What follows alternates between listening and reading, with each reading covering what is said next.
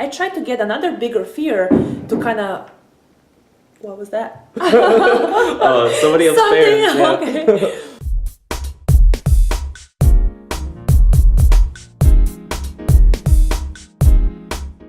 Hey, this is Lance McGowan, and Hi, my name is Nikolina IVANOVA.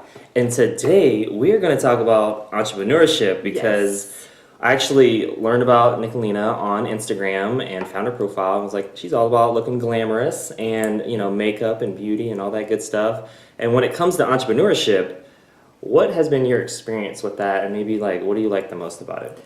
What I like the most about it is making my own schedule, first thing, and having a freedom when it comes to working. I hate going 9 to 5. I hate working for somebody else. So that's the thing I love the most. And I don't mind working 13, 14 hours for myself rather than working 8 hours for somebody else. And you did work for somebody else before, right? When you first Yes, came I to have. Vegas? Yep, Okay. I was working for Macy's. I was working long hours, long shifts, holidays, weekends. I still work those days. I still work weekends. But when you work for yourself, it's different. You make your own schedule. You make your own vacations. You do whatever you want. So that's the thing I love the most about working for myself. So what I hear is freedom. Yeah. And Yeah. and it's good to compare that freedom that you have now Yeah. to what you didn't have when you Yeah. were working for your previous Yeah. employer. So it Yeah. kind of gives you something to compare to. Yeah, pretty much. I hated that I had to request a day off 3 weeks or 3 months in advance so I can, go to California for a day or, whatever. Somebody has a birthday, I have to attend, I have to work, so I have to ask for a day off. It was so hard to get, corporate jobs, everything is through a system. There's no people, hey, can you let me go earlier? No. Right. You have to clock in, you have to clock out at a specific time. You're like a robot, and I hated it. I literally hated it. It was draining working for somebody else, and I started working for myself. I literally one day I just quit. I told my husband I'm quitting. I cannot do this anymore. I want to focus on myself and my business, and that's how it was, and I love it. I love every day of it. Yes. So for folks that are like, well, Yeah. I maybe don't like what I do now, Yeah. but it pays the bills. Yeah. But whether they have a support system like a husband or not, Yeah.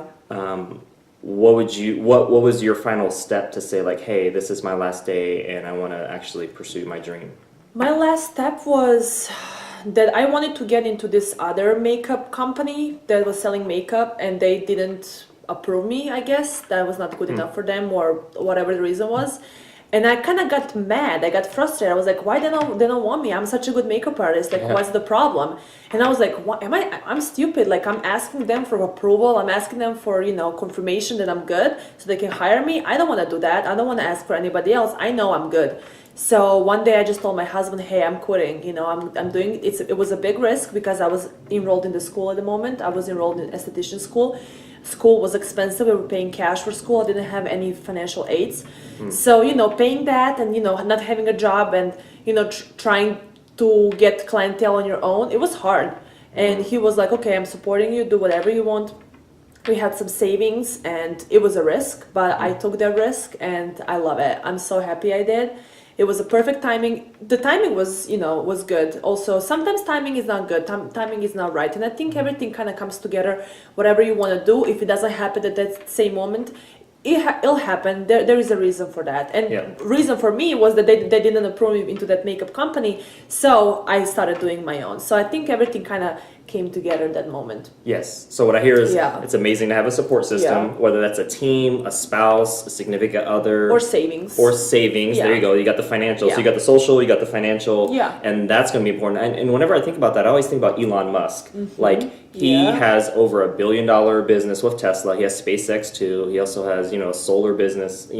He's got 3 businesses. But let's just focus on Tesla, right? He got over $100 million with his previous business, selling to PayPal, and then he used all of that money, almost ran out, where Tesla almost went bankrupt. Yeah, and he was able to reinvest that, and now obviously it's $1 billion business. So he turned $100 million into over $1 billion. I don't even know how many billions it is now. That was a big risk. But that big was risk. A big risk. Obviously, he did have I don't know. He has some support with his family and stuff like that, but he's very I guess, persistent in making Yes. sure he doesn't give up on his dreams. He has bigger goals. Every time he has bigger and bigger goals, Yeah. what takes him to it. I was just reading a book, 10 Pillars of Wealth. Have you Okay. heard of that book? I haven't, It's no. amazing. I love it. I have it on my Kindle.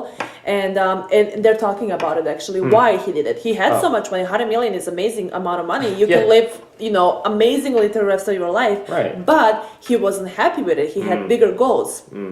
And he literally, risked his 100 million.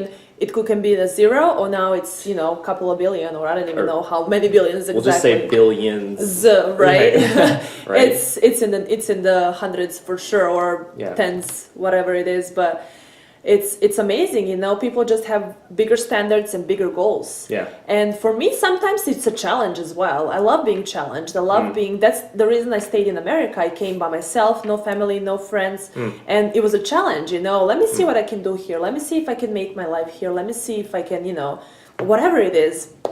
It was a challenge. And even if I don't do it, I always know I can go back home to Serbia, to my parents, and live with them, but it was a challenge staying by myself and finding a job, finding a house, buying a car. I was 21 at the time, no family, nobody to help me. So I like taking challenges. And I think if you're in that entrepreneur mind, challenges are the things that, or the fears, I like to call them fears, they keep me motivated. Yeah.